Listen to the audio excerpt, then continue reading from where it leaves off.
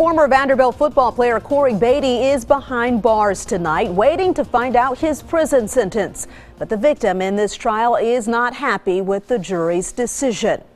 After a week of emotional testimony, it only took the jury about 2.5 hours to come to a verdict in the Vanderbilt retrial of Cory Batey.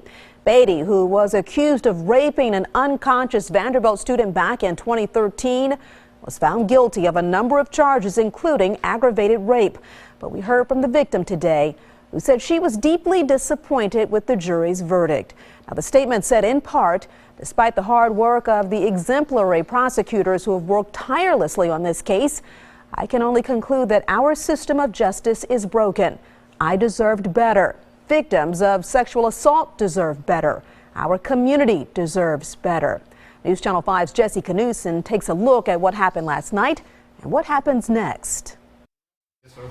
Have you reached the verdict? Yes, sir. Just after 11 o'clock Friday night, the fate of former Vanderbilt football player Cory Batey was read out in court. We charged him guilty of aggravated rape. That charge, along with 6 others, came after a week of testimony wrapped up by a day in court that not only saw closing arguments, but testimony from the victim who were not showing on TV. Do you recognize what's in that photo? She was asked to describe pictures of the alleged crime. It's me. Doing her best to keep her composure, she answered questions for the jury about the night in question in 2013. Did you consent to any of that? Absolutely not. The jury also saw testimony from Cory Batey, but not without controversy after the defense asked for more time to prepare. But this is my life. I have a 15-month-old son. 2 weeks ago, you severed the case. 3 days later, I'm going to trial. This is a whole different trial, and y'all are forcing me.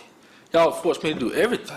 The judge did not grant the defense more time to prepare, which the defense says was a common theme for this trial. Had we had the adequate amount of time, I believe we probably would have had an even better outcome today. We charged him guilty of aggravated sexual battery. Even though the defense got less severe charges for Batey than he was charged with in the first trial, Batey's attorney, Courtney Teasley, said following the verdict, Batey questioned how the trial was conducted. Where is justice here? This is my life. I'm the one looking at this time. You know, I've just been severed. Why can't I have the time? Why are you forcing me to go forward? The jury decided to go forward with deliberations after closing arguments around 8 p.m., with hopes of wrapping up the trial before the weekend. You certainly never want to see a jury try to rush through anything. Warwick Robinson pointed out that this jury did take more time than the jury in the previous trial for Batey, but he wished the outcome would have been different. Or there are no winners here.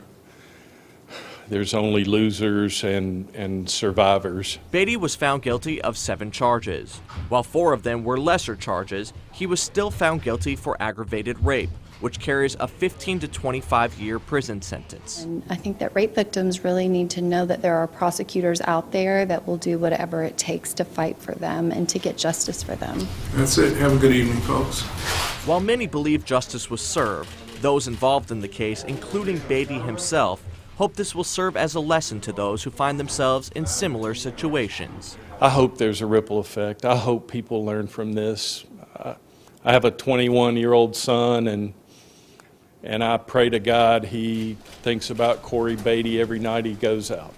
In Nashville, Jesse Knudsen, News Channel 5.